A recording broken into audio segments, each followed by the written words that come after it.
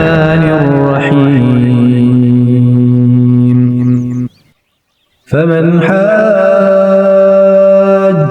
فيه من بعد ما جاءك من العلم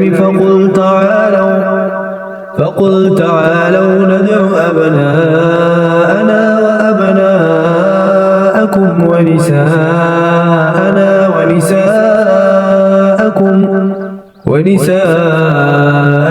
ونساءكم وأنفسنا وأنفسكم ثم نبتهل فنجعل لعنة الله على الكاذبين۔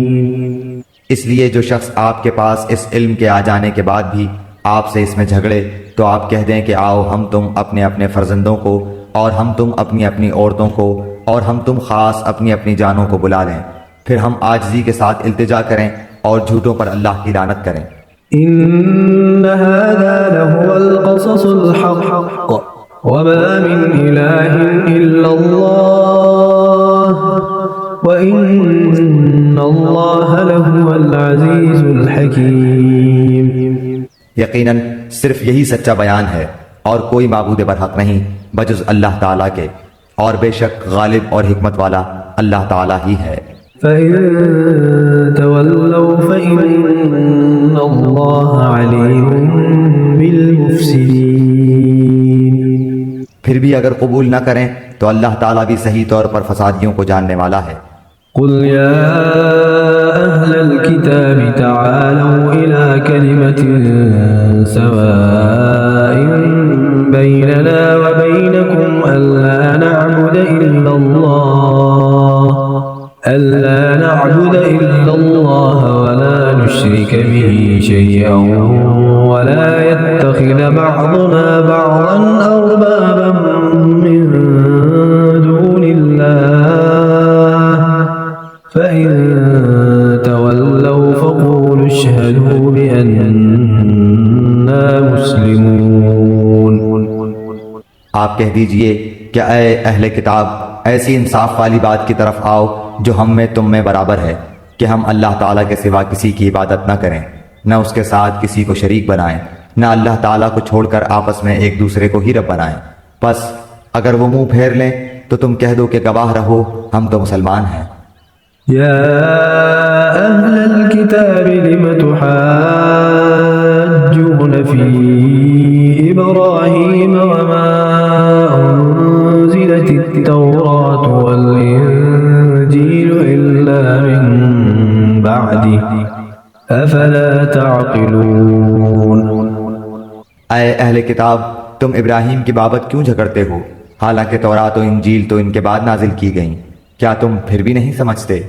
ها أنتم هؤلاء حاججتم فيما لكم به علم فلم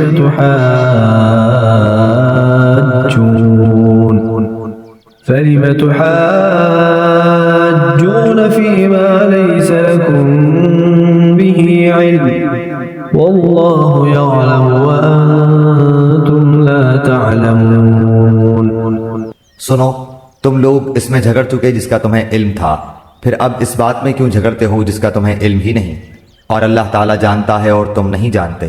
ما كان إبراهيم يهوديا ولا نصرانيا ولكن كان حنيفا مسلما وما كان من المشركين۔ ابراہیم تو نہ یہودی تھے نہ نصرانی تھے، بلکہ وہ تو یک طرفہ خالص مسلمان تھے، وہ مشرک بھی نہ تھے۔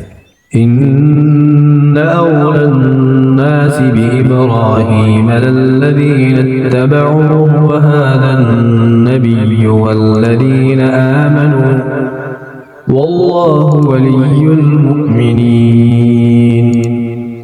سب لوگوں سے زیادہ ابراہیم سے نزدیک تر وہ لوگ ہیں جنہوں نے ان کا کہا مانا اور یہ نبی اور جو لوگ ایمان لائے، مومنوں کا ولی اور سہار اللہ ہی ہے۔